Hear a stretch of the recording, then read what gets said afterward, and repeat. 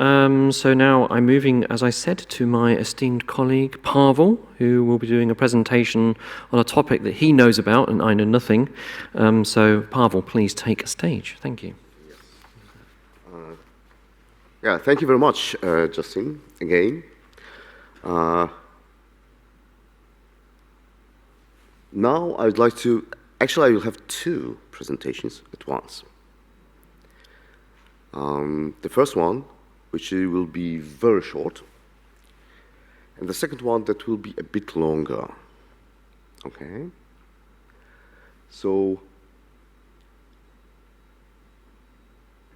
what is the main, or let's say, one of the core main pillars of the liquid energy project that has been developed all over the years when we started implementing our activities, we started learning, we started preparing analysis and pilot investments. And finally, we found out that actually what we are doing is not only a discussion and talking about and doing things towards green, decarbonized economy. It's not only the question of using LNG as an alternative energy source and or bio-LNG, biomethane, as a renewable energy source, but we are moving as a project, we are developing towards the question, what is the market that we address with our solutions, with our activities? And we found out finally that what we are going to do, what we plan, is something that is very unique in the context of LNG and bio-LNG market at all.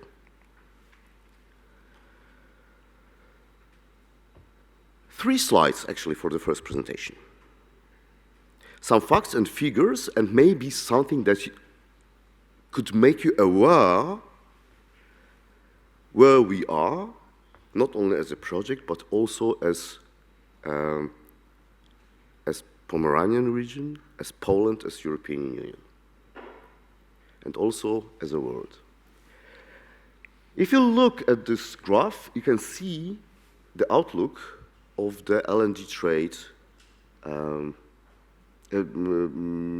until 2050. So we can observe significant increase growth of LNG trade. But this is only one part of the story. The second part of the story is that nowadays, business, political decision makers, public authorities, focus mainly on the large-scale projects, large-scale market. But there is something that is growing very quietly, but very fast. It is small-scale LNG market that is something completely new. This is something that is characterized by different parameters. If you are talking about pricing, if you are talking about logistics, if you are talking about paradigms in way of thinking about LNG and bio-LNG markets and supply chains. The second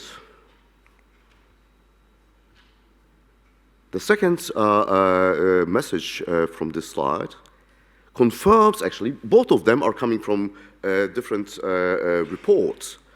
But both of them show that this small-scale market grows significantly and will be growing. And what the reports also say is that the companies, if you are talking about business, market, supply chains, demand. So those companies that will be first on this market they will win. And there's, in several reports and publications, there is always a recommendation to focus on this market and start acting, even if it's a market in the, let's say, first development phase. And now, we as a project, we are going even deeper. We are going even smaller. We are going to the level of micro and nanoscale. Because we do believe, and there are several factors and, let's say, factors and signs coming from the market, from companies, from decision makers, but mainly from companies, business, that the micro and nanoscale market is fully untapped market. It's something that is, we can call as a tabula rasa. There is nothing. And why it is important, this is something that I will show a bit later on. But of course, there's another aspect if you are talking about European Union, about greening, green economy, the potential of biomethane, biogas. And this is something that is growing extremely fast at the moment worldwide. There are always some challenges talking about legal aspects, regulations, technologies, products, market demand and supply, and everything. So there's nothing that really exists and addresses this scale of using LNG. And as you see here, there are several political statements, policy documents, strategies, and instruments on the European Union level that really confirm that biomethane is one of the pillars for the future of European Union and also for the future of other continents worldwide.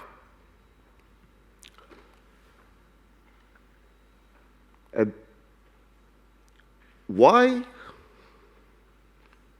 What do we want to achieve as a project?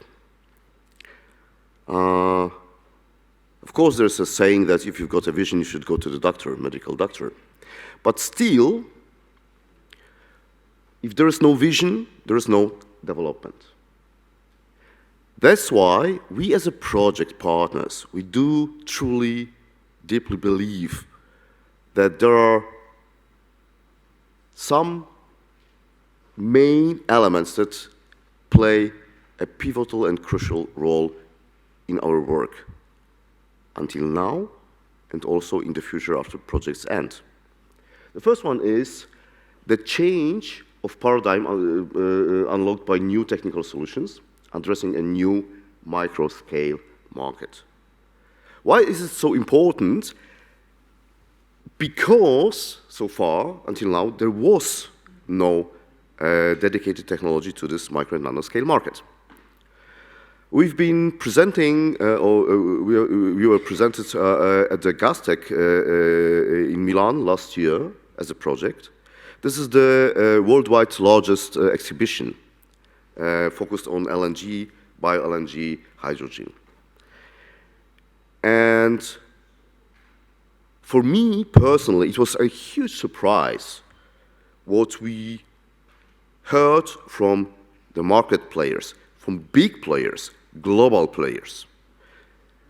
The main message, if I should keep it short in one sentence, was that, well, you are doing something that is very unique and something that we were missing so far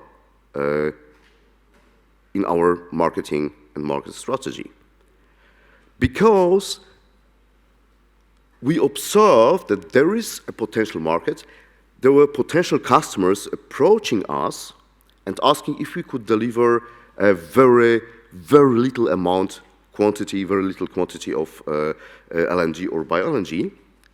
And from the economical point of view, we were forced to say, no, sorry, we will not deliver, will not supply, because either this will be not a business case for us, or you would have to pay a fortune for the energy. And they were saying, okay, so you are coming exactly just in time with some kind of proposal, showcases, presenting the technical solutions that we could use in our work. Then, of course, if you are talking about micro and nano scale, the centralized solution for end users is or can be a part of the transformation process towards more environmental friendly economy. And of course, this could be a complementary or will be complementary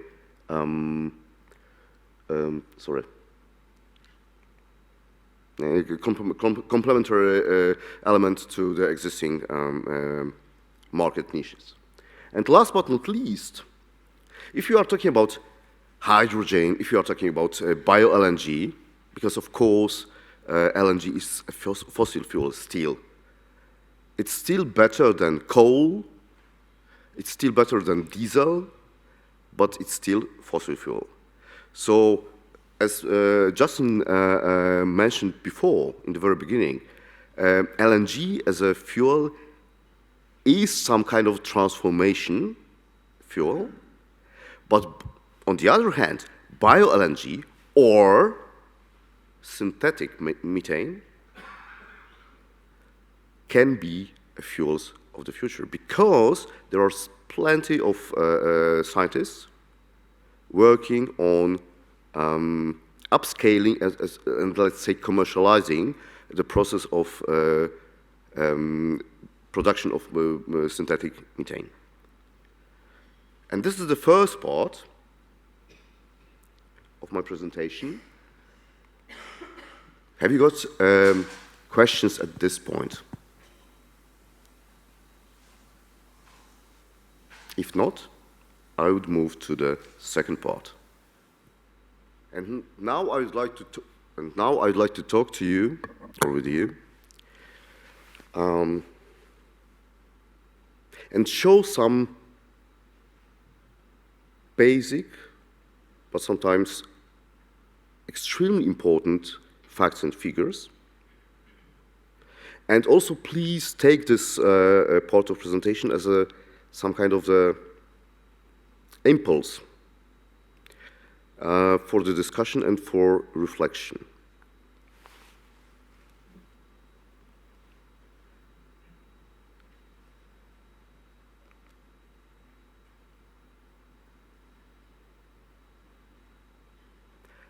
But before I will present some facts and figures, I would like to take you in a journey.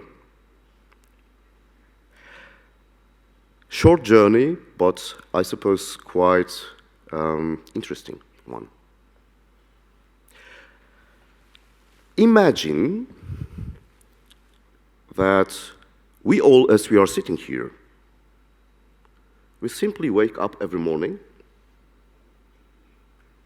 stand up, and go to the kitchen to prepare breakfast, turn coffee machine on, maybe prepare scrambled eggs, I don't know, maybe sausages. And we never, ever ask ourselves a very simple but very brutal question. Am I able to prepare my breakfast?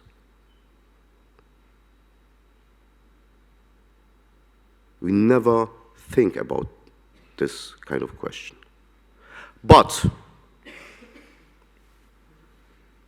there are thousands, millions of people all over the world that ask themselves this kind of question every single morning. There are different reasons why it is like that, but they do not have access to the energy. There are different reasons, as I said. Sometimes it's just because of the natural catastrophe, tornadoes. For instance, in Puerto Rico, last year, Arturo was explaining. But there are also regions, plenty of regions worldwide, that simply do not have infrastructure. And all those people, sometimes it's because of poverty, sometimes it's because of the war, sometimes it's because a state is not able to provide solutions, but they do not have permanent access to energy. And now something that shocked me. First time, as I read it first time. There are 1.1 billion people worldwide now without access to energy. 1.1 billion. Thank you. If you look at this chart, you can see some kind of outlook about access to the energy. And as you see, there are regions that will most probably or probably develop in a positive way, reducing this kind of negative factor. But there are also regions worldwide, 21st century, where the number of people without access to energy will grow.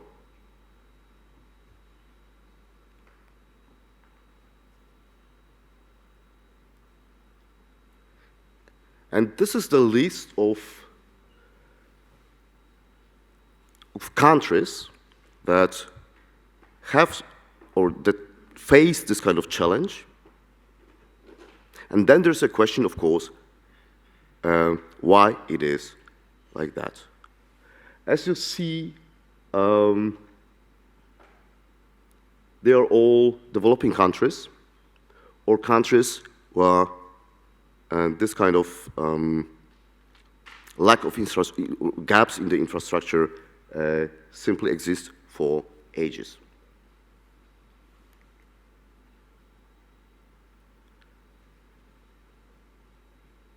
And this is something that I couldn't believe when I saw it first time.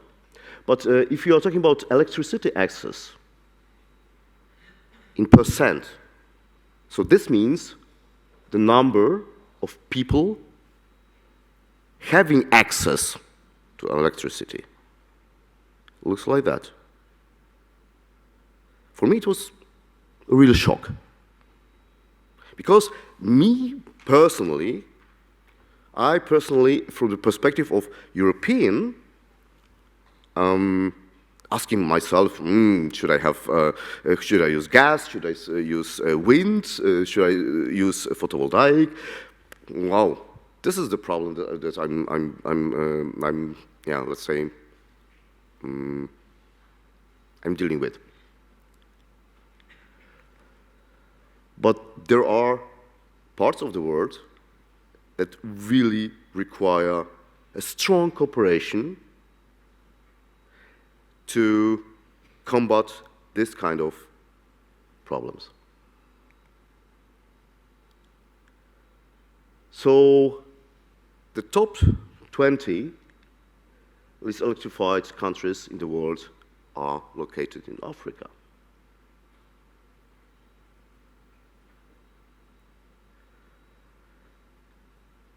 If you are talking about Africa, if you are talking about Sub-Sahara region, the outlook and shows that there will be still the problem on the similar level. And there's a huge disparity, talking about if you are talking about access to energy between urban and rural regions. And in 2020, nearly 80% of the urban population in Sub-Saharan Africa had access to electricity. And in the same time, less than 30% of people in the rural areas could use electricity and energy every day. But, and this is something that gives me a huge hope, but there are solutions. And even if, and this is something that we should really consider if you are discussing in general the problem of electricity, energy crisis, energy prices, energy accessibility, and sources, that if there is no energy, if there is no electricity, those people affected by this kind of factor, they cannot develop their own life as they could. Which means this is some kind of circle that people that do not have access to energy cannot earn enough money to buy energy, and that's why they do not have energy.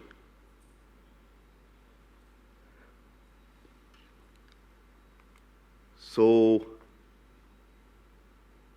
but on the other hand, there is also some kind of experience, some kind of practice that is developing step by step, that is focused on decentralized energy supply systems and some kind of, let's say, solutions that bypass the lack or the infrastructure, like classical, traditional infrastructure pipelines. And what is even more interesting, if you look at the statistics and facts and figures, the microgrids, so something that maybe sounds familiar after first presentations, something that Liquid Energy Project and partners are doing and focusing on, that this kind of solutions that you can also see outside, because our mobile refilling station is standing outside, and you can really see how this looks like, how this works. So microgrids are already as a part of the economy. And what is even more interesting is that the size of the market, microgrids market, will grow. And it's not only one analysis that shows this trend, but more or less all analysis, all reports dealing with considering the energy sources say the same. And this is also some kind of repetition, but also a chart that shows 3 regions where microgrids play significant role. However, and this is something that we can really say, I suppose, Tommy, we have discussed it 2 or 3 months ago, that even in Europe, in developed countries, there is some kind of question what will happen in the future, and there are also regions in Europe lacking infrastructure, lacking pipelines, and where the microgrids could be the solution. But of course, there is no lunch for free.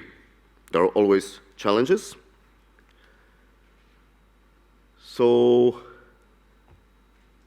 if we are talking about liquid energy focus of a liquid energy project, we have to say that at the moment, if you are talking about microgrids, microgrids focus mainly on wind energy or photovoltaic. And there is still lack of solutions. Not anymore. Have been lack of solution based on LNG or bio-LNG. And what was the problem before? There was no technical solutions, products for storage and transportation if you are talking about this market niche. And I'd like to remind you that the market niche is 1.1 billion people.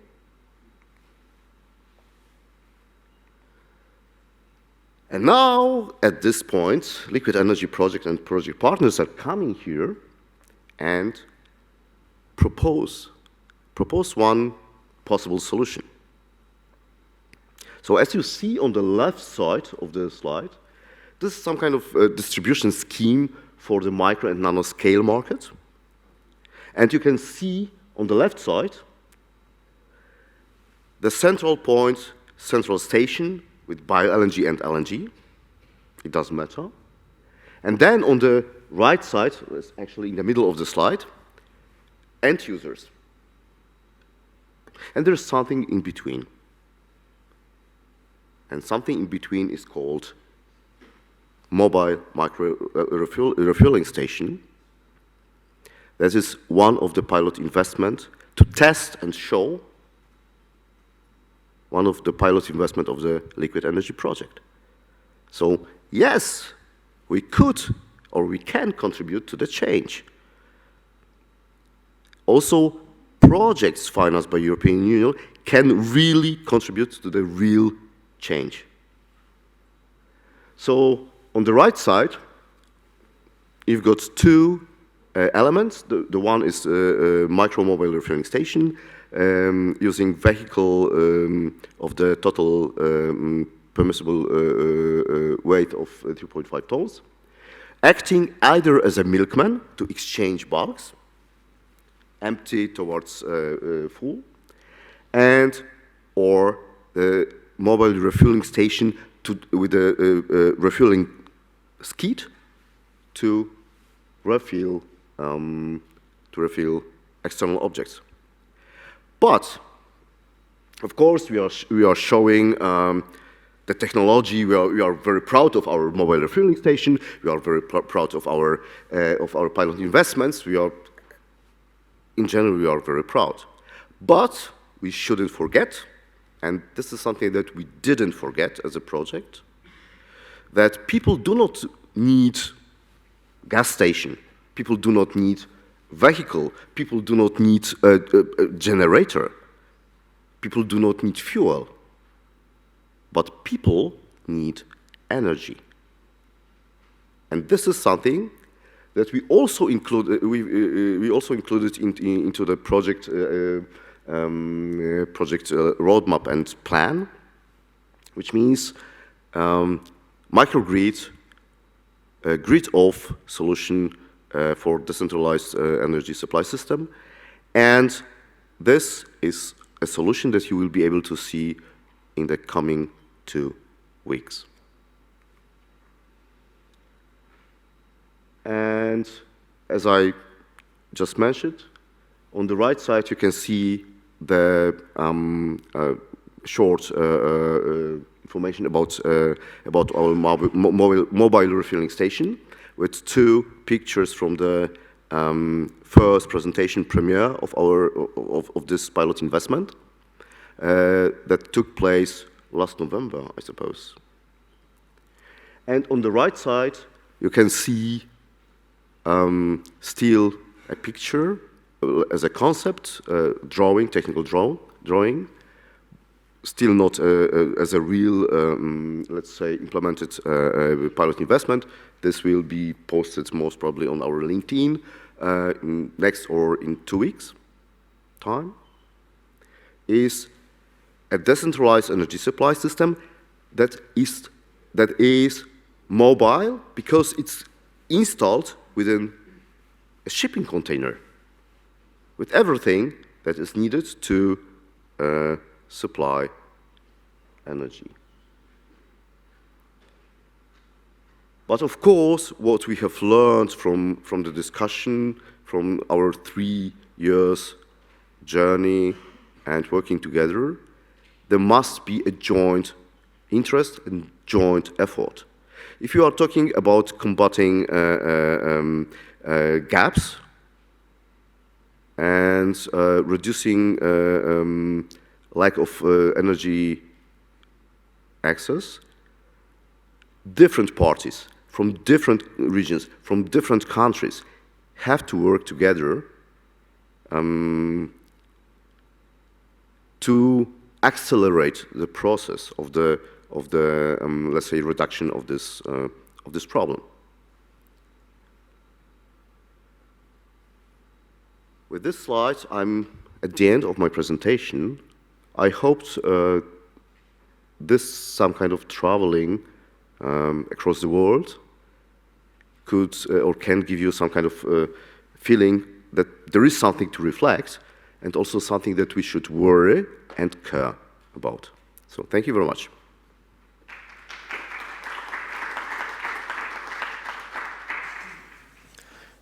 Do we have any questions for Pawel from anyone? It would seem nothing. There is. Ah, there is, sorry. Where's, one moment. It would be the person at the back. Good job I'm fit-ish. Michael.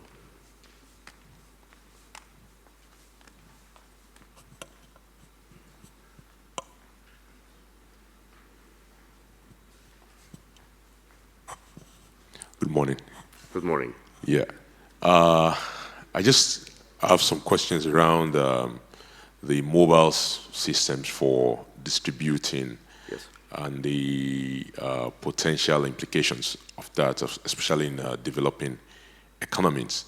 Have we considered the need, to, of course, to look at these kind of distributed or distributive energy systems as a transitional mechanisms, of course, up to the point when these economies can then develop more permanent and scalable as well as efficient infrastructure, because I believe that infrastructure, of course, that are robust, there's a reason why they exist in engineering systems, because, of course, they are more efficient when you look at or consider the internal overall energy use versus what is dissipated or available.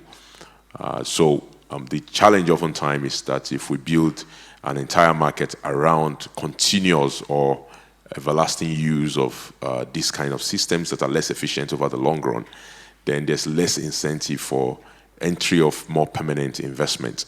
So how do you square that between the immediate opportunity, of course, to provide energy, but also the need to look at a more permanent infrastructure? For example, I come from a country, of course, that happens to lead when it comes to the issue of lack of power. But of course, that's also Africa's largest economy and also fastest growing population in the world, set to become the 4th largest population by 2050, equaling the United States. There's no doubt in my mind that investment in pipeline systems across the country, investment in super highways for conveying gas across the country will, in the most long run, be the cheapest and the most efficient way to distribute that energy.